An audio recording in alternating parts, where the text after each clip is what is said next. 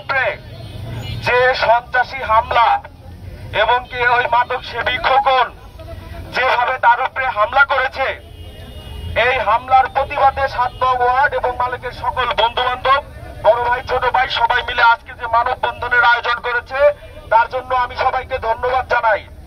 এভাবে আমাদের প্রতিবাদ করতে হবে। মনে রাখতে হবে, কোনো মাদক সেবী, কোনো সন্ত্রাস এর কোনো দল হয় না, এর কোনো গোষ্ঠী হয় না, এর একটাই পরিচয় হয়, এ সমাজের জন্য একটা দায় এবং সমাজের জন্য ভয়ঙ্কর একটা কীট।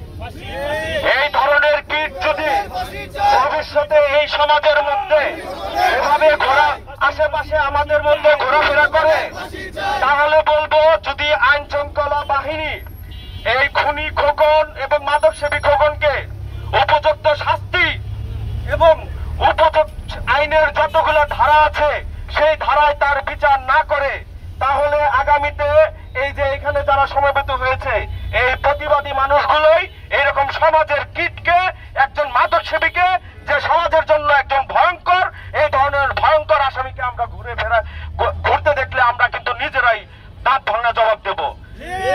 তার মালিকের মতো একজন শিক্ষানবিশ আইনজীবী, এখানে অনেক শিক্ষানবিশ আইনজীবীও আছে, একজন সফল ব্যবসায়ী এবং কি এই 7 নং ওয়ার্ডের প্রত্যেকটা মানুষের একটাই কথা, মালিকের মতো ভালো ছেলে হয় না। কেন মালিকের উপরে এই ধরনের বর্বর হামলা? কেন এই মাদক সেবীর উপযুক্ত শাস্তি হবে না?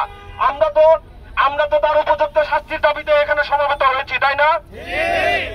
আমি প্রশাসনকে বলে দিতে চাই সবার হয়ে, যদি এই খুনি, এই মাদক সেবী খোকনের উপযুক্ত শাস্তি না দেওয়া হয়, তাহলে আমরা এখানে যারা সমবেত হয়েছি তারা এর চেয়ে কঠিন থেকে কঠিন কর্মসূচিতে যাব এবং আমাদের দাবি বাস্তবায়ন করে ছাড়ব। আজকে আব্দুল মালেকের উপর যে নৃশংস, তাকে পরিকল্পিতভাবে হত্যা করার জন্য যেভাবে তার উপর ছুরিকাঘাত করা হয়েছে, সে বর্তমানে হাসপাতালে চিকিৎসাধীন আছেন।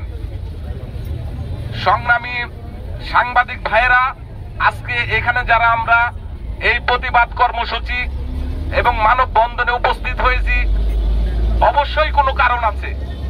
কারণ মালেক এমন একটা ভালো ছেলে, এই শহরের কেউ কোনোদিন বলতে পারবে না যে মালেক কারো প্রতি জুলুম, অত্যাচার, নির্যাতন করেছে, কারো প্রতি তার ঝগড়া বিবাদ আছে। আমরা সাংবাদিক ভাইদের মাধ্যমে প্রশাসন ভাইদেরকে দৃষ্টি আকর্ষণ করে বলতে চাই, এই মালেককে যারা নৃশংসভাবে এইভাবে মেরেছে, তাদের যদি আজকে দৃষ্টান্তমূলক শাস্তি না হয়, তাহলে সমাজে প্রত্যেকটা মাদক সেবী মানিকগঞ্জে উস্কে যাবে।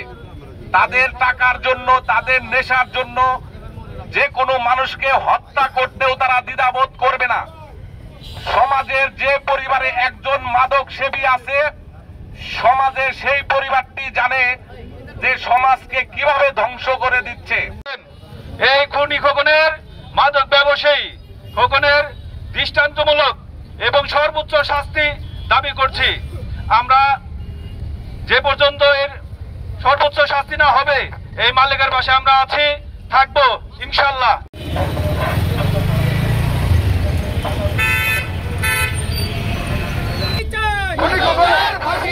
খুনি খোকনের ফাঁসি চাই।